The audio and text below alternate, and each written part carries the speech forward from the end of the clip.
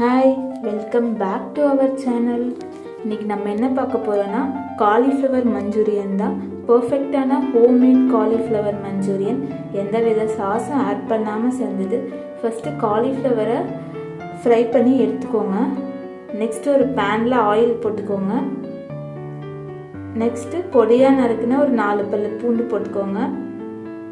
அப்புறம் onion, capsicum உங்களுக்கு எப்படி ஷேப் பிடிக்குதோ அந்த மாதிரி நறுக்கி போட்டுக்கலாம். நெக்ஸ்ட்டு நல்லா சாட்டே பண்ணிக்கோங்க. கொஞ்சம் சால்ட் போட்டுக்கோங்க, அப்போ தான் சீக்கிரமாக வதங்கும். நல்லா வதங்கினதுக்கப்புறம் கொஞ்சம் மஞ்சள் தூளும் மிளகாத்தூளும் போட்டுக்கோங்க. நல்லா அதை வதக்கி விடுங்க.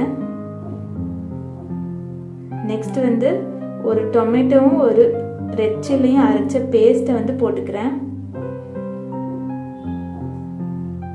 நெக்ஸ்ட் கொஞ்சம் கொத்தமல்லி தூள், தக்காளி வேகிற வரைக்கும் நல்லா வதக்கி விடுங்க. நெக்ஸ்ட் ஒரு ஸ்பூன் கார்ன்ஃப்ளவர் மாவு ஒரு 1/4 டம்ளர் தண்ணியில் கலந்துட்டு போட்டுக்கோங்க. அது நல்லா கொதிக்க விடுங்க. கொஞ்சம் தண்ணி விட்டு நல்லா கொதிச்சு வந்ததுக்கப்புறம் நம்ம ஃப்ரை பண்ண காலிஃப்ளவர் சில்லி அதில் போட்டுக்கிறோம். அதை நல்லா ஒரு சாட்டே பண்ணி விட்டுருங்க. உங்களுக்கு கொஞ்சம் ட்ரையாக வேணும்னா நல்லா ட்ரையாக பண்ணிக்கோங்க, இல்லை செமி கிரேவியாக வேணும்னாலும் ஸ்டவ்வை ஆஃப் பண்ணிக்கோங்க. இது ஒரு பிகினர்ஸ்க்கான ரெசிபி தான். வேறு ஏதாவது ரெசிபிஸ் வேணும்னாலும் கமெண்ட் பாக்ஸில் சொல்லுங்கள். நான் நெக்ஸ்ட் டைம் ட்ரை பண்ணி காமிக்கிறேன். தேங்க்யூ.